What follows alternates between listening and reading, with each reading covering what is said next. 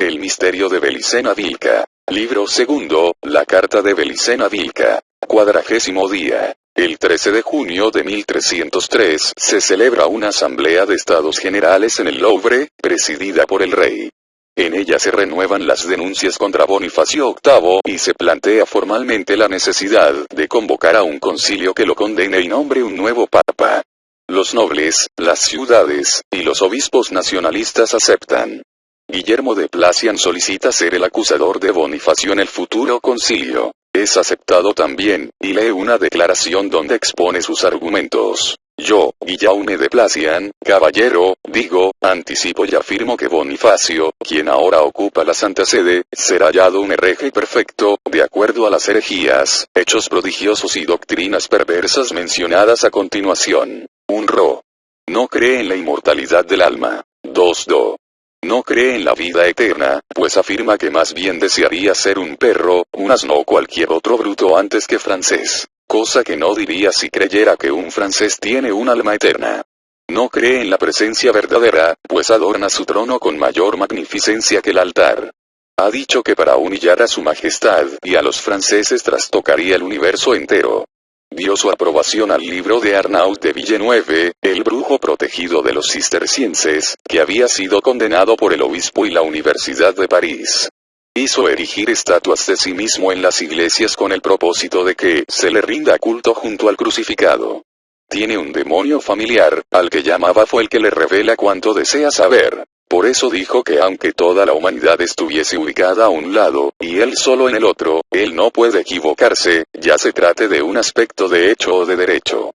Expresó en su prédica pública que el sumo pontífice, así ponga precio a todos los sacramentos y cargos eclesiásticos, no puede cometer simonía, lo que es una herejía afirmar. Al igual que un hereje confirmado, que sostiene que solo la suya es la fe verdadera, calificó a los franceses, notoriamente uno de los pueblos más cristianos, de cátaros. Él es un repugnante sodómita, como lo prueban numerosos testimonios. Es también un asesino. En su presencia hizo dar muerte a muchos clérigos diciendo a sus guardias, cuando no llegaban a matarlos con el primer golpe: golpea, golpea, Dalí, Dalí. Obligó a sacerdotes a violar los secretos del confesionario. No observa vigilias ni ayunos.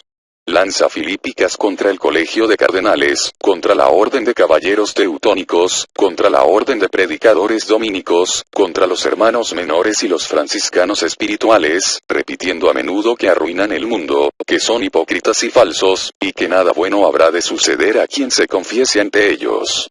Tratando de destruir la fe, ha concebido una vieja aversión contra el rey de Francia, en su odio hacia la fe del verdadero Cristo, porque en Francia es donde está y estuvo el esplendor de la fe, el gran apoyo y ejemplo de la cristiandad. Levantó a todos contra la casa de Francia, a Inglaterra, a Germanía, confirmando el título de emperador al rey de Germanía, y proclamando que hacía eso para destruir el orgullo de los franceses, quienes se vanagloriaron de no estar sujetos a nadie en cuanto a las cosas temporales, que nadie había en la tierra arriba de su rey, añadiendo que ellos mintieron a través de su gola, y declarando que así un ángel descendiese del cielo y dijese que los franceses no están sujetos ni a Bonifacio ni al emperador, sería un anatema. Permitió que se perdiera la Tierra Santa, empleando en sus guerras personales y en sus lujos el dinero destinado a la defensa de ese sitio. Ha sido públicamente reconocido como simoníaco, y mucho más aún, como la fuente y la base de la simonía, vendiendo beneficios al mejor postor, imponiendo sobre la iglesia y sobre el obispo servidumbre y vasallaje, con objeto de enriquecer a su familia y a sus amigos con el patrimonio del crucificado, y para convertirlos en marqueses, condes, barones. Disuelve matrimonios por dinero, anula los votos de las monjas. En síntesis, caballeros, dijo que, en breve, haría de todos los franceses mártires o apóstatas. Impresionados por las acusaciones de Placian, todas acompañadas de abundantes pruebas, los parlamentarios convienen en invitar a Bonifacio VIII a asistir al concilio para que ejerza su defensa. Empero, Felipe IV no se conforma con la aprobación colectiva y redacta cartas personales a las numerosas diócesis de Francia. Mientras Nogaret parte a Roma para notificar al Papa, Guillermo de Placian, escoltado por disuasiva tropa real, visita personalmente cada ciudad, poblado o aldea, y recoge la firma de los estamentos. Como cabía esperar, casi todos firman al leer la carta del rey y oír la exposición del acusador oficial. Solo se resisten los cistercienses y las otras órdenes benedictinas, principales refugios de los Golem. Citeaux, el Cluny, y el Temple, desaprueban airadamente la conducta de Felipe el Hermoso y manifiestan que nada hay de reprochable en Bonifacio VIII. En cambio la Universidad de París, los dominicos de París y los franciscanos de Turena se declaran a favor del rey. A mediados de agosto, Bonifacio VIII publica una bula en la que afirma que solo el Papa está autorizado a convocar un concilio e intenta defenderse de las acusaciones de Placian y Nogaret. Al final se pregunta, ¿cómo se ha llegado al absurdo que los cátaros acusen de hereje al Papa? Pero los espías de Felipe IV le informan que se está redactando el decreto de excomunión del rey y entredicho del reino de Francia. A la bula se le ha puesto por adelantado la fecha de su emisión, 7 de septiembre de 1303. Felipe IV decide dar un golpe de mano y capturar a Bonifacio antes que dé a conocer su infame resolución. Ya en Francia, sería juzgado por el concilio y depuesto formalmente, nombrándose en su lugar un obispo francés de su confianza. Para cumplir este plan concede carta blanca a Guillermo de Nogaret, a quien entrega su propia espada y dice estas históricas palabras. La honra de Francia está en vuestras manos, señor caballero. Guillermo de Nogaret se dirige a Italia acompañado solo por Sciarra Colonna, el más temible enemigo personal de Bonifacio, y por Charles de Saint-Félix, un dominicanís que era nieto de Pedro de Creta y Valentina de Tarsis. Nogaret conocía a Charles de niño, pues este era hijo de quien fuera el señor de la familia de Saint-Félix de Caramán. En Florencia, el banquero del rey de Francia entrega a Nogaret una importante suma, pues tenía la orden de proveer al gascón de cuanto fuese necesario para su misión. Desde allí parten varios hombres adictos al partido gibelino para dar aviso a los señores aliados de los Colonna, en las proximidades de Anagni, Alatri y Ferentino. El Papa se encuentra en su palacio de Anagni, su ciudad natal en el antiguo estado pontificio de Frosinone. La vecina ciudad de Ferentino, rival gibelina de la Guelfa Anagni, es el punto de reunión de los conspiradores. El día elegido, el 6 de septiembre, es decir, un día antes de la emisión de la bula que excomulgaría Felipe IV. El día señalado, en el máximo secreto, llegan una docena de señores, enemigos jurados de Bonifacio VIII, que aguardaban desde hacía años una oportunidad semejante para tomar venganza. Todos ansían íntimamente una ocasión para ejecutar a Bonifacio, pues consideran inútil su traslado a Francia. Irónicamente, Guillermo de Nogaret deberá apelar a toda su autoridad para protegerlo y cumplir, así, con la estrategia de Felipe el Hermoso. Cada caballero había viajado por separado, acompañado de una pequeña escolta que no despertaría sospecha alguna. A estas tropas se sumaban los efectivos mercenarios aportados por el capitán Reinaldo Supino, guardia de Ferentino que se vendió a Nogaret por 1000 florines. En total se juntan 300 jinetes y 1000 infantes. Aquellas compañías serían realmente exiguas para la empresa que se proponían realizar, si no fuese que contaban a su favor con el principio de la sorpresa, ya que ni Bonifacio VIII, ni sus secuaces Golem, imaginaban remotamente que podían ser atacados en Anagni. Formado a pocos kilómetros de distancia, el batallón de Nogaret parecía surgido de la nada, y nadie en Italia pudo saber con antelación de su existencia como para advertir a los Golem. Uno de los caballeros gibelinos era Nicolás, de la poderosa familia de los Conti, cuyo hermano Adenulfo, residente en Anagni, prestaría vital colaboración a los invasores. Por su intermedio, se logra comprar al comandante de la Guardia Papal, Godofredo Buso, por una buena bolsa de oro, mientras que el mismo Adenulfo se ocuparía de engañar a los anagneses durante el ataque. A medianoche llegan los guerreros de Cristos Lucifer frente a la antigua capital de los Hérmicos. 2 caballeros portan los estandartes de Francia y de la Iglesia.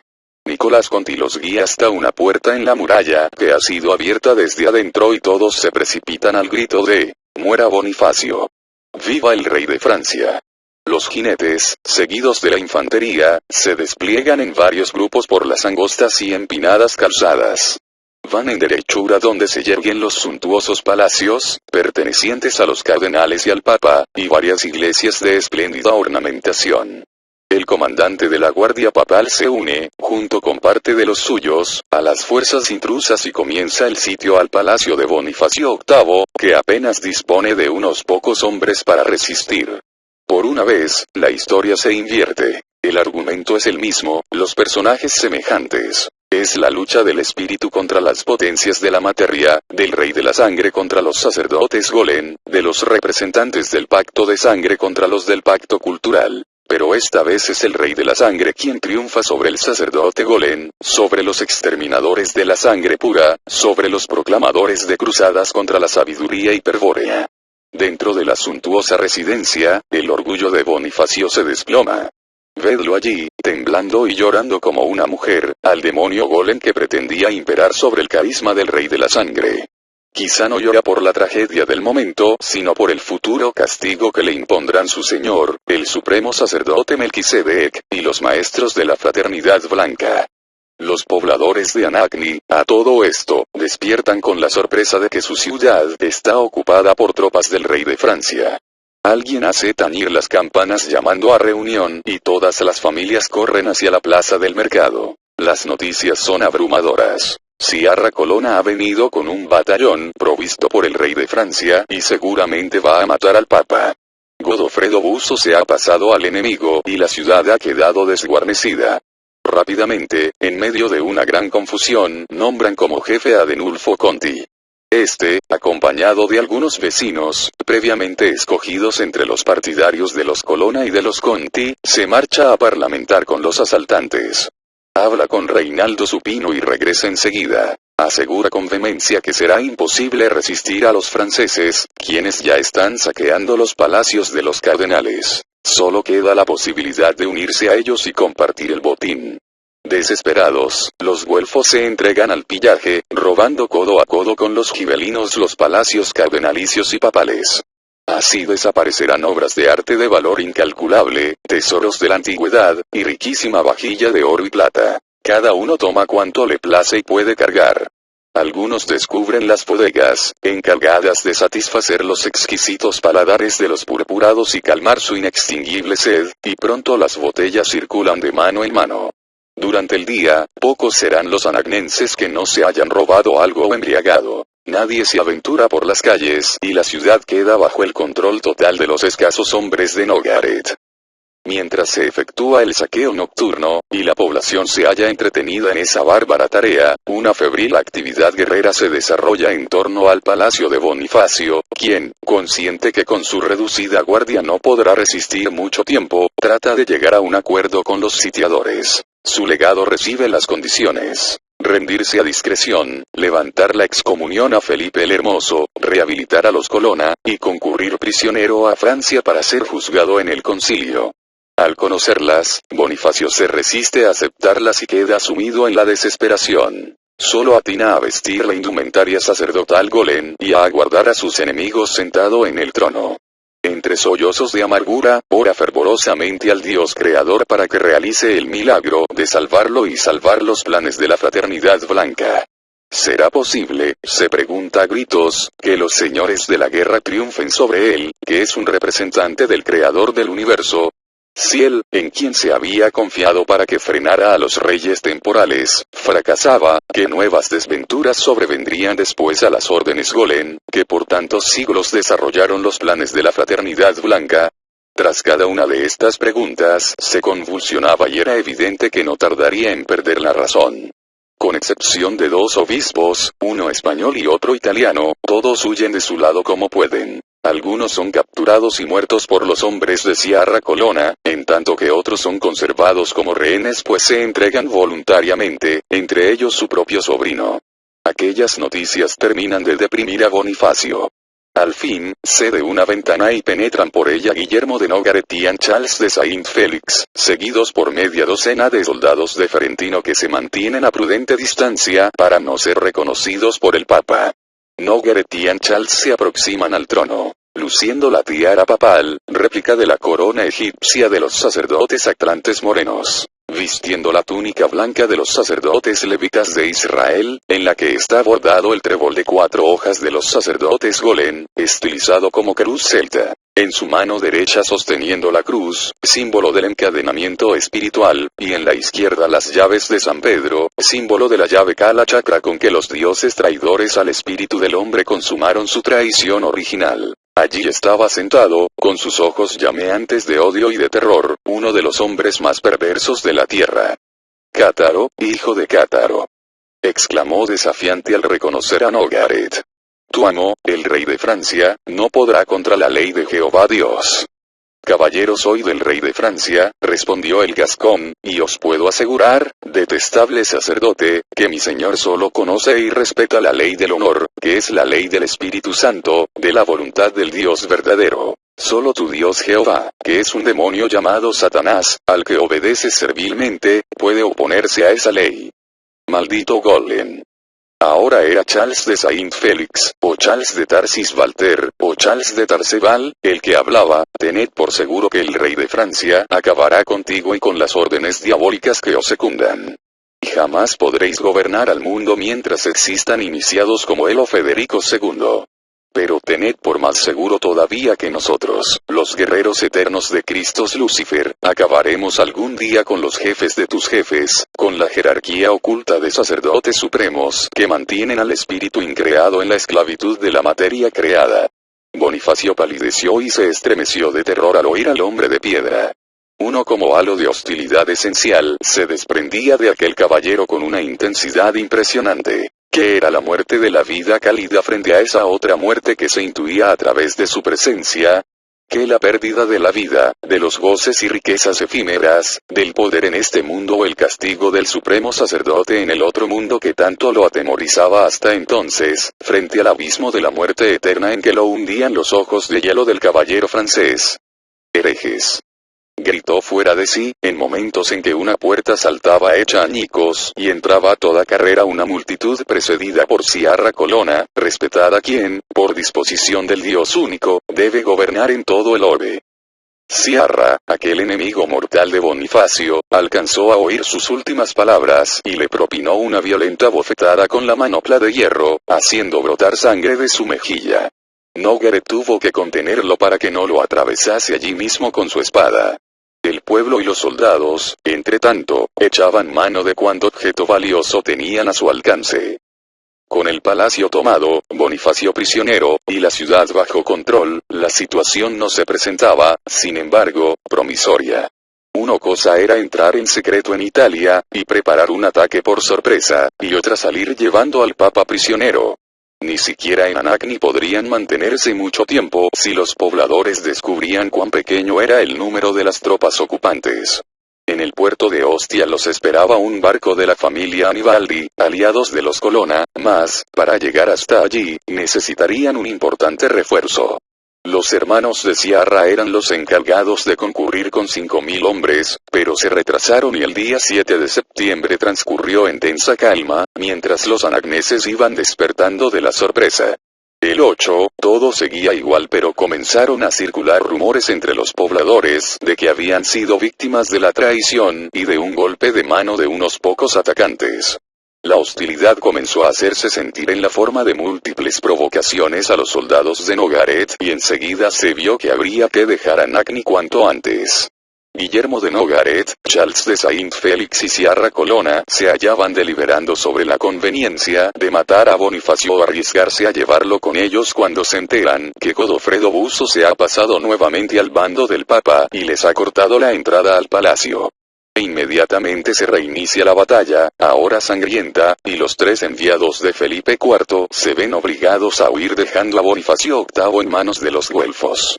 Días después se encuentran en Francia, siendo aprobado por el gran rey todo lo actuado en Anagni. Es que la vida de Bonifacio ya no serviría a los intereses golem, pues aquel había perdido irremediablemente la razón. Un mes después de los sucesos de Anagni, el 11 de octubre de 1303, moriría en Roma, concluyendo con él la era de la dominación golem medieval en la Santa Sede, y fracasando la inminente concreción de los planes de la Fraternidad Blanca, es decir, el gobierno mundial y la sinarquía del pueblo elegido. La alta estrategia de los señores de Tarsis y del Circulus Dominicanis estaban triunfando sobre las potencias de la materia. Felipe IV, quien aparecía como la causa exotérica del fracaso golem, era un iniciado hiperbóreo que cumplía al pie de la letra las pautas esotéricas de la sabiduría hiperbórea. Pero la muerte de Bonifacio, Dr. Signagel, señalaba solo el principio del fin. Faltaba aún desmantelar la infraestructura financiera de los templarios, el germen de la sinarquía del pueblo elegido. La crisis que quebró el alma de Bonifacio se produjo cuando su diabólico orgullo se vio terriblemente humillado por los actos de sus enemigos. Primero el cátaro Nogaret, tratándolo como un súbdito del rey de Francia y haciéndolo prisionero en su nombre. Luego el misterioso Charles de Saint-Félix, transmitiéndole su poder aterrador y predicando el fracaso de los planes más secretos de las órdenes Golem. Eso confirmaba las sospechas de Bernard de Soissette, el obispo de Pamiers, de que en torno a Felipe el Hermoso existía una conspiración de los hijos de las tinieblas. Rodeado de enemigos, capturado en su propio palacio de Anagni, bañado en sudores fríos, Bonifacio comprendía tarde ya que había subestimado a Felipe el Hermoso y que no tomó con suficiente seriedad los frecuentes avisos de alarma que enviaban los monjes del Cister y los templarios. Presa entonces de una mezcla de odio y terror, sentía que su alma se iba deprimiendo sin remedio. A continuación el banditi Ciarra, atreviéndose a golpearlo y aún amenazándolo de muerte, mientras sus hombres lo cubrían de insultos.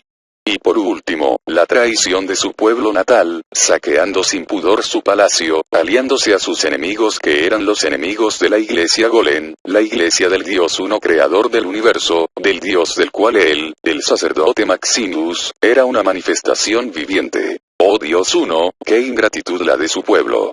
Quizás aquella agresión de los suyos, por ser menos importante pero más afectiva, dolía más que las anteriores ofensas. Y, naturalmente, dentro de ese dolor se destacaba en mayor grado la angustia de haber sido despojado del oro y la plata, de sus tesoros de arte de belleza sin par reunidos en toda una vida de adquisiciones, muchos de ellos heredados o pertenecientes a la familia Gaetani. El peso del fracaso se descargaba sin atenuantes, aplastando en unas horas a Bonifacio VIII. Demasiadas emociones juntas, aún para un golem de legendaria crueldad, las que afligían al papa de 69 años. Cuando fue rescatado por el pueblo de Anagni su conciencia se había situado fuera de la realidad y, aunque muchos prometían devolverlo robado, Bonifacio no estaba en condiciones de comprenderlo. Mecánicamente solicitó ser llevado al palacio de Letrán. Allí los cardenales Orsini, al comprobar su estado demencial, lo mantuvieron apartado de los romanos. Con los ojos desorbitados exclamaba: «Barfoel. Barfoel. Aliquema dastrafero».